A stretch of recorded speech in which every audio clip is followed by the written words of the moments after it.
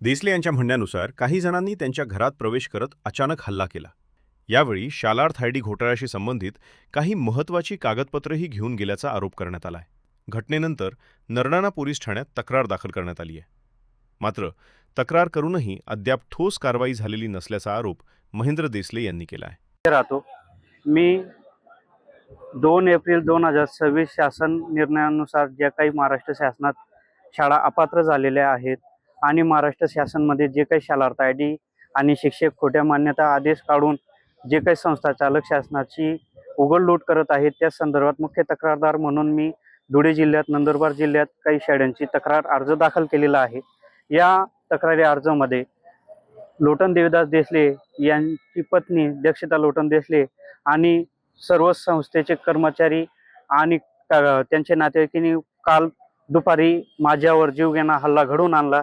या हल्ल्यामध्ये माझ्या घरातील माझ्याकडे असलेले शैक्षणिक पुरावे तक्रारी यांना नष्ट करण्याचे सर्व कारस्थान करण्यात नियोजित कारस्थान होता।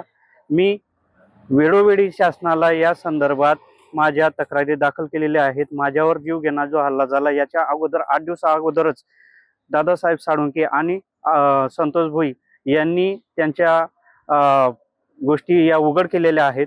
माझ्या जीवाशी जो काही आज कालच्या घडीला झालेला प्रकार आहे, माझ्या परिवारावर झालेला प्रकार आहे, या संदर्भात मी माननीय कलेक्टर साहेब, माननीय मुख्य कार्यकारी अधिकारी साहेब, माननीय शिक्षणाधिकारी साहेब, उपनिरीक्षक नरडाणा पोलीस स्टेशन, अधीक्षक धुळे यांना मी वेळोवेळी पत्रव्यवहार केलेला आहे। माननीय पालकमंत्री साहेब यांना देखील मी पत्रव्यवहार केलेला आहे।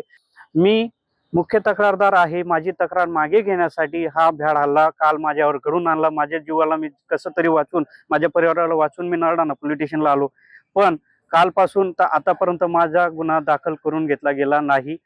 आणि मी या सर्व गोष्टींचा जेव्हा पाठपुरावा करत असताना जर माझ्या जीवाचं काही बरं वाईट झालं तर माननीय कलेक्टर साहेब, माननीय मुख्य कार्यकारी अधिकारी साहेब, शिक्षणाधिकारी साहेब धुळे नंदुरबार, अधीक्षक साहेब धुळे नंदुरबार आणि पालकमंत्री साहेब हे जबाबदार असतील अशी मी विनंती करतो। दरम्यान हल्ल्याचा कथित व्हिडिओ सोशल मीडियावर व्हायरल होत असून आता या प्रकरणात पोलीस नेमकी काय कारवाई करतात याकडे लक्ष लागलंय। न्यूज डेस्क, आपलं नाशिक।